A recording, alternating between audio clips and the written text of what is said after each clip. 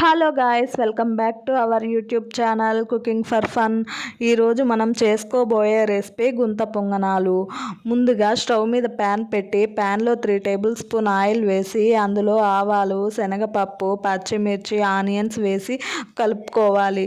తర్వాత కరివేపాకు వేసి బాగా ఆనియన్స్ని వాడేంత వరకు కలుపుకొని తర్వాత అందులో 1/2 స్పూన్ పసుపు వేసి బాగా కలుపుకోవాలి. మనం ముందుగా 3 కప్పుల దోశ పిండిని తీసి పక్కన పెట్టుకోవాలి. ఈ తిరగబాతను తీసి అందులో వేసి 1 spoon salt, 1/2 spoon cooking soda వేసి బాగా మనం దోశకి ఎలా కలుపుకుంటామో అలా వాటర్ వేసి కలుపుకోండి.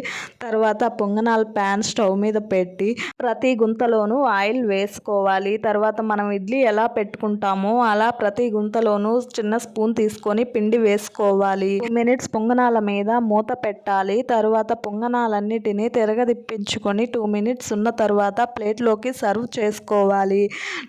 టేస్టీ గుంత పొంగనాలు రెడీ అయ్యాయి. మీలో ఎంతమందికి ఈ పొంగనాలు ఇష్టమో నాకు కామెంట్ చేయండి.